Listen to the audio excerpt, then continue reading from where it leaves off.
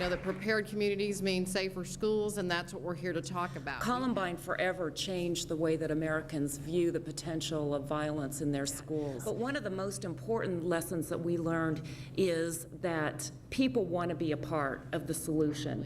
All of us who have children and who've sat around with our kids in the last couple of weeks, you know, their kids say, you know, Mom, is my school safe? Right. And how do parents react to this, and what can they do to be involved? From the parent perspective, the literature is quite clear. It's about knowing where your children are and what they're doing. It's about asking questions about how things are going at school.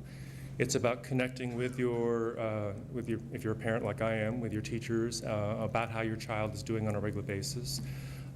We heard the call to get involved in your child's school, but do you do anything about it? Well, one group of dads is Berkeley County is now involved in a national program putting a growing number of fathers in schools. There are a group of dads, uncles, brothers, and grandfathers who are coming together to help prevent school violence at Essential Texas District leaders are going to say they just don't have enough money in the budget to have a police officer on every campus in the valley. So some schools are getting creative on their own. Denise Roche is live at a local elementary in Henderson to tell us how dads there are taking an active role. Yeah, Beth, they're called Watch Dogs, which stands for Dads of Great Students, and this is a national program. In '98, I guess it was, the middle school shootings, and took it upon himself to form the Watchdog organization. So 8.5 years ago, just like today with all the media here, all the major media networks were rolling from my state because an 11-year-old and a 13-year-old thought the answer to their life's problems was to bring weapons to school and to pull the fire alarm and watch as their fellow classmates went out into the playground. And I was at that school about 9 months ago, and I saw where they were standing outside of the school, and they gunned down 4 kids and a teacher in cold blood. And I'm watching that as a father. And just thinking about the great people in that community and what they might be thinking that night, and probably like every community that's gone through the tragedy, they have thought, never would happen here. It always happens over there, wherever that elusive over there is, but that night it happened in that community. And I thought, you know, if it can happen there, it can happen in a lot of places, and what are you going to do about it? To do it. So we started with one program at George Elementary in Springdale, Arkansas, and then it grew to 2 and 3, and then when we were there about 20 or 25 programs, mostly in Northwest Arkansas, we put together the nonprofit, and now we have programs out throughout the Watch Dogs are now patrolling the hallways at a Springfield elementary school. In your education coverage at 6. There's a program trying to stop the violence in our children's schools. The Watch Dogs are stepping up, creating stronger, safer schools by getting fathers more involved. The Watch Dogs, they're dads of great students serving as watchful eyes at Westside. Hundreds of dads lined up with their kids tonight to sign up for the Watch Dogs program. The Westside Watchdog Kickoff is our top story at 10. When hundreds of kids congregate in one place, problems can crop up. So when hundreds of students hit the cafeteria at Craigmont Middle School, there is always someone else in the midst. You doing all right? My schedule allowed me to come here, so I'm here in the mornings and I'm here in the afternoons. Just walking the halls and shaking the doors. Vincent Tharp is a dad, and he's also a watchdog at Craigmont. These men, clad in marked T-shirts and hats, are dogs. That's dads of great students. Their duty, having a male presence in the schools to keep things safe. The intent of the program is to have enough watchdogs that we have a dad take 1 day a year off work, either vacation, but a lot of companies and a lot of organizations will allow their dad time off to actually attend. I volunteer a lot in the school and just noticed that dads or father figures were just not in the school. And I thought, hey, what a good chance. This is a great program, and I just looked it up and we ran with it, and it worked out. Not only will the father figures play with the kids at recess and eat lunch with them, but they're also an extra set of eyes and ears in terms of security. We don't carry any weapons. We're not trained like that. We're just walking around, just showing the presence. And I think that might be used as a deterrent. It has made our school much safer. Just having another set of eyes and ears, or more than one. Sometimes we have, 3 dads in a day, and just having those on campus, just to be there and be another presence in the school to watch. What's going on in our schools, the gangs and so forth, we all know about it. And this is an opportunity for us to not just complain about it, but to volunteer and get involved. Hallways and cafeterias are problem areas in any school. It's where students congregate, and it's also where you'll find the watchdogs. They mix and mingle with the students. Feel safer to come to school, to know that they're watching over us in the hallways, and to keep the boys in check, Kellogg's too. program coordinator thinks the concept would be a perfect fit at any school. I think it would be awesome to take it absolutely anywhere.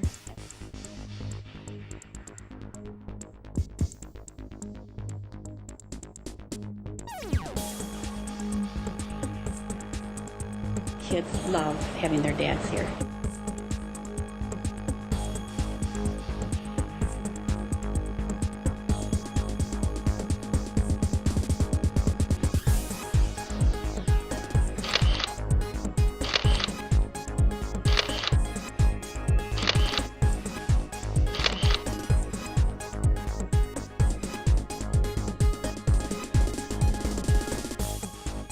It's important for the dads to be involved with their kids nowadays with so much stuff that's going on in this world and at the schools, and it just gives extra eyes up here.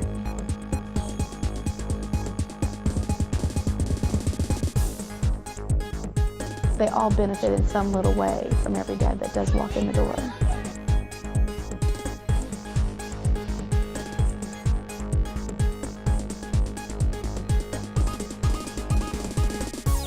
Dads go out on the playground and all of a sudden there's 50 kids gathered around them. You know, it's just an amazing sight.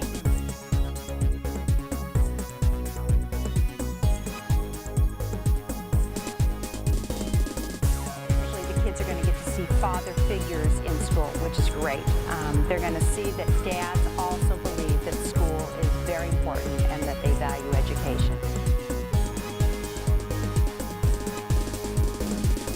Reinforces that male role model for these kids who sometimes don't have it. Would see the look on their face and their reaction to you being here, then you would understand the feeling that a person like a male gets coming up here. He takes time out of what he does to help me, and that means a lot to me. He helps me with stuff that's hard for me, and something that's easy, he just helps a lot. Moms are typically the ones who are always involved with the education. They're helping with the homework, and we're targeting dads to help them get reconnected with their kids. When a dad comes to school, it's usually not for a good reason a lot of times. But WatchDOGS gave us the opportunity to really have a positive impact on kids. My favorite part of having my dad at the school is I get to see him a lot. The program coordinator got an overwhelming response. Now the WatchDOGS are working to get more dads to join the ranks. Definitely needed. It's definitely needed. I wish that we could have more fathers to get involved and not wait till a tragedy to happen for them to come and get involved, but get involved now, because us being here now is preventing a lot of these things from happening. And tonight is the WatchDOGS big kickoff. They're actually hosting a free pizza party right here on campus for all the fathers to attend. And so far they've had about 150 people RSVP for the dinner. So if every one of those dads signs up to volunteer one day, this campus will be covered the rest of the school year. Reporting live.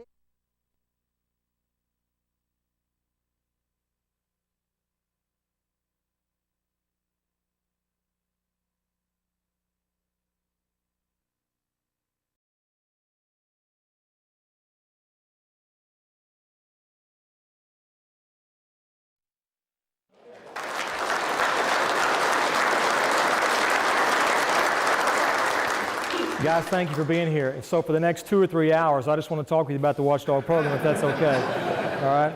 I've got my clock set. Real quick, we're just humbled to be here, and it is an honor. And you know what? There's a lot of neat things that we can talk about this program, and there's a lot of people that make it happen. But if you as dads and granddads and stepdads don't step up to the plate and become involved, then there is no WatchDOG program. So we've had a lot of accolades, a lot of neat things happen, but I want to say sincerely thank you, because some of you guys have been with this program from the very beginning. And so this is my heartfelt thanks to you for your commitment to your children, to your family, to your community, and your schools. So you need to give yourself a round of applause right now. You can do that. Real quickly, I want to tell you a story that wherever we travel, we share this story because it parallels what happens far too many times in schools and society today. I'm going to take you back in time 90 years real quick. It is Sunday, April 14th, 1912. It's in the North Atlantic Ocean, and it's about 10 o'clock at night, and it's about 1,000 miles off the coast of the East Coast, off from Boston. Two men are about to go to work. It's 10 o'clock at night. Their names are Reginald Lee and Frederick Fleet. Their job is to climb up a pole and get into a crow's nest and be the watchman on a ship called the RMS Titanic. Now, there's a lot of debate as to what happens, but right before Frederick Fleet climbed up that pole, he turned around and asked somebody for a pair of binoculars. Now, guys, I want you to listen to me. The largest, most luxurious ship in the history of mankind failed to offer the most basic elementary form of security for like 2,200 plus passengers, a pair of binoculars. 90 years ago, they called them glasses. A lot of debate and a lot of speculation as to why the greatest ship ever built didn't offer the lead watchman some important tools such as glasses. A lot of speculation, but I've done a lot of research, and here's what I found out. It just wasn't priority. There wasn't any mystery, wasn't any shrouded cover-up, wasn't anything like that at all. It just wasn't priority. Because when they left port on the way to New York, they had them. But somewhere from the time they left until they were about 1,000 miles away, they just neglected them. Because nothing was ever going to happen. You remember, nothing could happen to the ship. Nothing could make that ship sink. I remember that one of the White Star Ocean Liner's employees was quoted on the day of the christening as saying, "God can't even sink the ship." An hour and 42 minutes later, Frederick Fleet is looking over the bow of the boat, and he sees this dark mass headed toward the boat. He automatically knows what it is. He instantaneously knows what's about to happen. It's an iceberg, and there's going to be a collision. So he picks up the phone and he calls down to the bridge, and he utters those three infamous words that are forever etched in history books all across the nation. He said, "Iceberg right ahead." Thank you was the response. Evasive measures were taken, but it was too little too late. And 37 seconds after he spotted the iceberg, a hole was torn into the starboard side about 200 feet long. And a few hours later, over 1,500 people went to their death. And you think, you know, more, what does that have to do with watchdogs? And what does that have to do with school safety? Guys, it has everything to do with it. Sunday, April 14th, 1912, there were a lot of tragedies, over 1,500 to be exact. But the biggest tragedy was this. It never had to happen. Because on that day, starting at 9 o'clock in the morning, the Titanic received no less than 6 warnings from ships, warning them of icebergs and fields of ice and patches of ice, and they call them growlers, telling the Titanic, don't go that way. As a matter of fact, the last warning came at 11 o'clock at night, 42 minutes before it struck the iceberg. It came from a ship called the Californian, who was no more than 19 miles away, stuck in ice. And the radio operator of the Californian was radioing the radio operator of the Titanic. And he said, "Say, old man, don't come any closer. We are stuck in ice." Do you know what the response was from the Titanic to the Californian? He said, "Shut up. Keep out. I'm busy." You know what he was busy doing?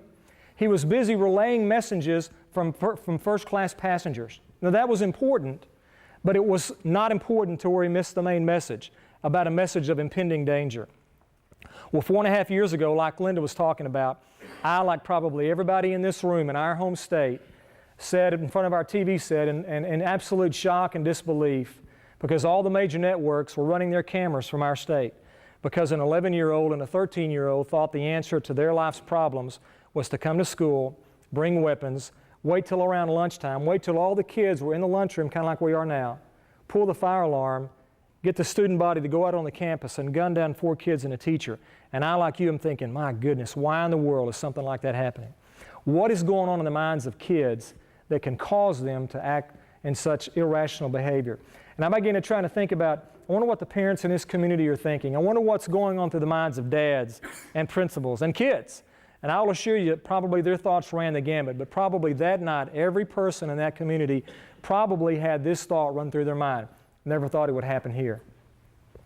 And you know what I began to think? If it can happen in that community, that can happen in a lot of communities.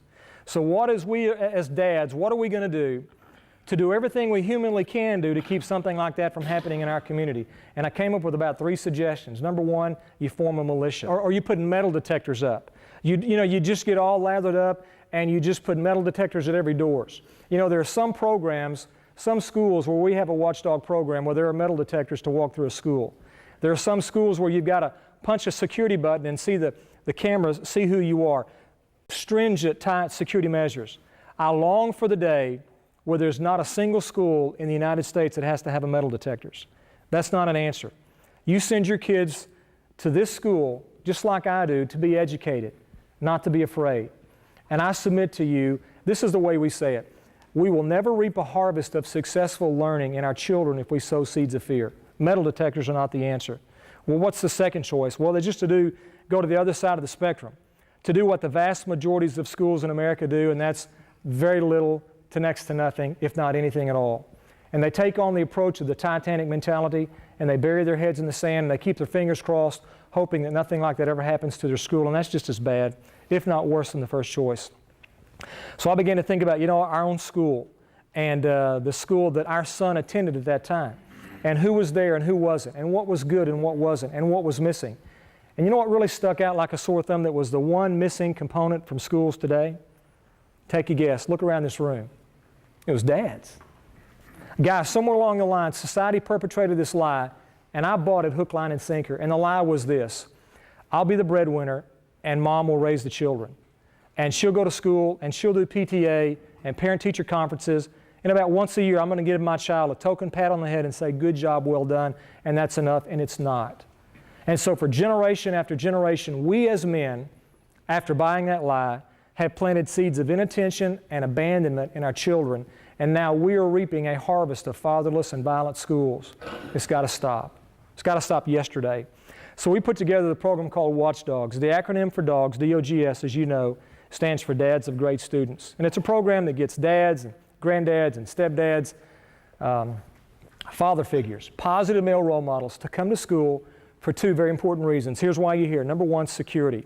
The day you're a watchdog, we want you to get here early. You get a real cool t-shirt. I saw a t-shirt over here. You get a walkie-talkie. Half the dads at this school become a watchdog just so we can wear a walkie-talkie. Isn't that right? It's our one day to be Stallone and Rambo all wrapped up into one.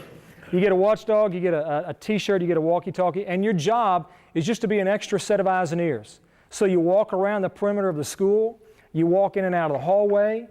Your job is just to bring an additional security, an extra set of eyes and ears. You're not a narc, you're not a school resource officer, you're not a principal, you're not a teacher, you're not a counselor, you're not a vice principal, you're not the librarian, you have absolutely no authority at all. We're a servant. Our job is just to come to school and be a servant, and to walk around the hallways and make sure those kids know we're here to protect them. Several years ago, I was having lunch with our oldest child in the lunchroom, and we were talking with his friends and his peer group, and I asked this little girl, what do you like best about watchdogs in your school? And she said, it just makes me feel safe. And I thought, that's why we're here.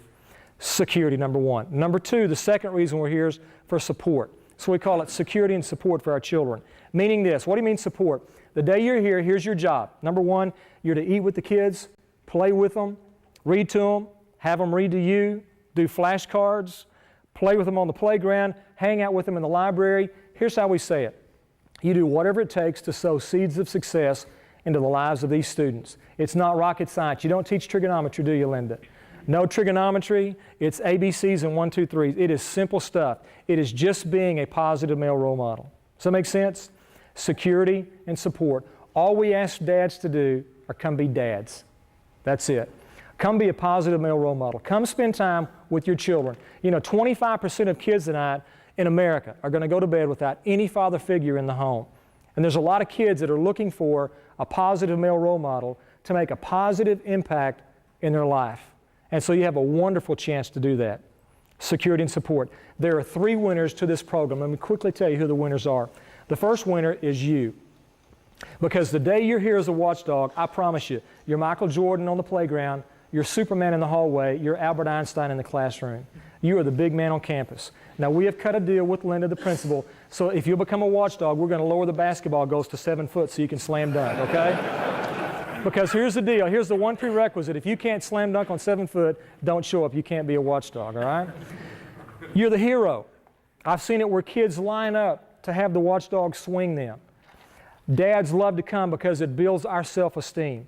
I promise you, you'll be the big man on campus. I just met a man last week. Now listen to this.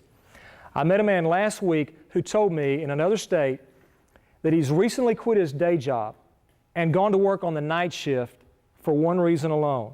So he can be a watchdog at his child's school Monday through Friday all day long. Is that incredible? There are 3 guys doing it. And they work the night shift so they can be a watchdog all day long, and they cover each other's back. So if somebody gets tired because he's working at night, they let him go home for an hour or two, just so he can come back and rest. Now I'm telling you what, guys, that's an incredible sacrifice. If guys can do that, then surely I can find a day to come up and spend time with my kids. We as fathers are the first winner. The second winner is the person you brought with you tonight to this pizza night. It's your son or daughter. Here's why. We could talk all night long about study after study that shows when daddy's not involved, when the child doesn't have a positive male role model in their life, that opens the door to all kinds of bad things. But study after study after study shows when daddy is involved, then that opens the door to positive things. There was a study done on 17,000 students that showed if dad just got, quote unquote, actively involved in their kid's life at school, actively involved, their grades increased, reading scores increased, they just became better students. Do you know how many times you had to darken the door of the school to be considered to be actively involved according to this study? 3 times. Guys, that's a piece of cake. This counts for 1.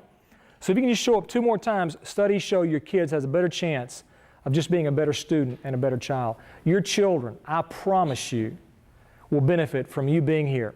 But I promise you this, kids who don't have dad at homes will really benefit because you're here. And you take time out of your busy day to make a positive difference in some child's life. The third winner to this program is the principal and the vice principal and this school and the community. Because here's why. You know what, guys? We have forgotten what it's like to come to school. We've forgotten what it's like, so therefore we have no idea of the pressures that educators in the United States of America face every day in the 21st century. And here's what's going to happen when you come up here to be a watchdog. There's going to be a brand new awareness. There's going to be a wake-up call in your life to realize what goes on in schools today. And what I hope, because it happened to me, that by being here and being actively engaged in education, we will move from being a coffee shop cynic to an advocate of public education, because we will see the need and we will say, hey, somebody needs to step up and get the job done. So I promise you, this school will be a huge, huge benefactor of you being here. Now, in a few minutes, we're going to have what's called line up and sign up. These calendars on the wall will give you the opportunity to say, okay, I'm going to put my money where my mouth is. I'm going to sign up to be a watchdog. And all you got to do is commit 1 day this year. Now, some guys can commit 1 day a month. Some guys, I've seen it, can commit 1 day a week. Different work schedules, different shifts. I promise you, we can probably, everybody get 1 day. But here's my word of warning. If you don't sign up tonight, don't sweat it. It ain't no big deal. Your wife will sign you up in 2 weeks. You're laughing, but you're sweating because you know it's true. I've literally seen women come through the row and Harry didn't sign up. Now he did. So you'll be here. If you don't sign up after 2 weeks and your wife tells you to, and I have no clue why you wouldn't, then in 3 weeks your child will sign you up. And if you don't sign up after your wife and your child tells you to, then 30 days from tonight we will turn your name over to a credit card solicitor, and they will call you at 11:30 to be a watchdog, so you can get off easy tonight by signing up, okay? That's the program. It's real simple. It's just being a positive male role model in your child's life. Because think about it, guys. We could have the greatest fathering revolution this nation has ever seen, but it won't amount to a hill of beans if we've only got 5 minutes worth of quality time with our kids. Here's 7 or 8 hours during the course of the day that you can spend time making a positive impact on your child. You know what? Somebody's going to point your child on their life's course. Somebody's going to make a mark on your child. Somebody's going to make a huge impact on your son or daughter. It needs to be us. It needs to be you as dad or granddad or stepdad. Now, I'm going to finish with a couple of stories because these really talk about and they hit home with what we're trying to do. Frederick Fleet, the guy who spotted the iceberg, famous Frederick Fleet in the history books. Let me tell you some research I found out about the life of Frederick Fleet. The day he was born, or when he was born, his dad left him, just ditched him. So he never knew his father. So from the day he's born, seeds of inattention and abandonment and neglect are planted in this man's life. A few days later, I read where his mom ran off to Springfield, Massachusetts with her boyfriend, never to be heard from again. Seeds of inattention and abandonment and neglect. So he never knew what a functional family was like. Never knew what it was like for dad to say at night, I love you, and kiss you goodnight. Never knew all those feelings. Never knew the joy and the blessings of that. When he's 12 years old, he's sent to a training ship. When he becomes a teenager, he's a deck boy. And when he's 16 years old, goes off to sea. When he's 24, he gets the job of his dreams. He is the watchman for the RMS Titanic. You know what, guys? The good news about Frederick Fleet was he survived the wreck. The bad news about Frederick Fleet was he survived the wreck. Because in 1912, if you were a surviving member of the Titanic, you were an embarrassment and a shame to the White Star ocean liner from the research I found out. So for the next 54 years, this guy carried on his shoulders a lot of shame as to what happened. When he, about 20 minutes after the wreck, because he had experience at sea, he was asked to come down and man a lifeboat. And he took 20 or 30 women to safety, including the unsinkable Molly Brown was on his lifeboat. He testified a few weeks afterwards in Congress, and Senator Smith, I've read parts of that transcript, and Senator Smith asked him, and I'm going to paraphrase it, he said, "Frederick, if you'd have had a pair of glasses that night, would the outcome have been different?"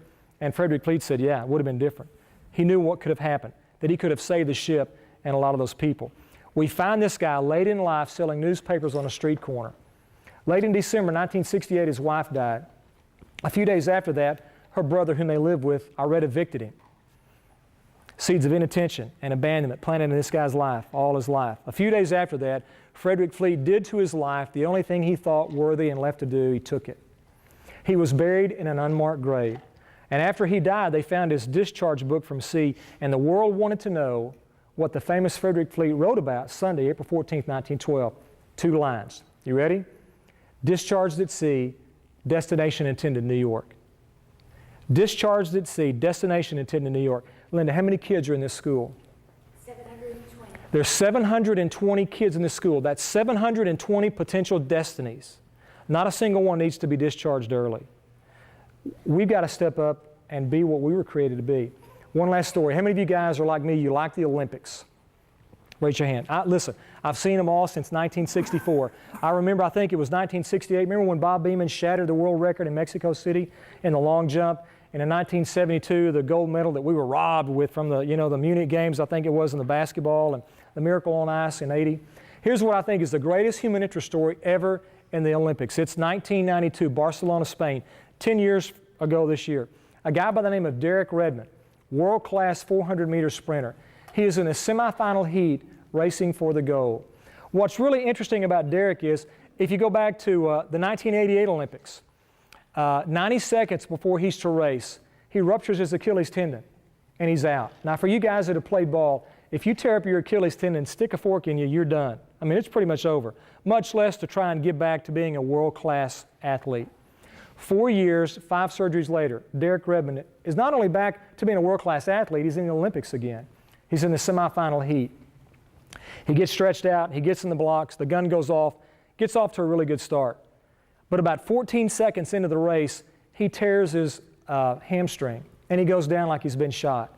And the world watched as the winner crosses the finish line, and then all of a sudden, hundreds of millions of people all across the world, because of television, watched as Derek Redmond began to pick himself off the mat, horrible pain, just grimace on his face, and began to hobble toward the finish line. At another part of the stadium, from the top row, a man jumps out of his seat and begins to run down toward the field. There's a 4.5-foot concrete slab wall separating the participants from the crowd. This guy scales the wall and begins to run toward Derek Redmond. A security guard, rightfully so, tries to apprehend the guy. You just don't want guys coming out of the stands at Olympic meets getting to the athletes. He gets to the man pushes him aside, and he makes it to Derek Redmond. And he puts his arms around him, and Derek, not knowing who it was, began to try and push him away till he heard this voice, "Derek, it's me." And Derek Redmond looked up and he saw Jim Redmond, Derek's daddy. And Jim Redmond looked his son in the eyes and he said, "You don't have to do this." And Derek Redmond said, "Yes, I do." To which Jim Redmond, his dad, said, "Well, then we'll finish this together." And he put his arms around his son and he kept him in the right lane, and they finished the race together. And the guys, listen. Don't know who won the race, don't care. That day, Derek Redmond did not win the race, didn't walk away with the gold, but here's what he walked away with. He walked away with the fact of the knowledge that his daddy, when he saw his son in pain, left the top row of the stadium, ran to the stadium, climbed over a 4.5-foot concrete wall, fought off a security guard, did everything he could to fight off everything to keep him from being with his son, ran to his son, put his arms around him, and kept him in the right lane, and they finished the race together. Now, guys, listen. At this elementary school, and in this city, and in this region, and in this state, and in this nation, kids tonight are crying out for dads to see them wherever they are in pain. Sometimes we might be in the top row of the stands, far away from our kids, but they are asking us to get onto the arena floor at life, climb over the wall, fight off every obstacle it takes from being near our children, race to them, put our arms around them, tell them we love them, give them a kiss, keep them in the right lane, and finish the race together. Thank you very much.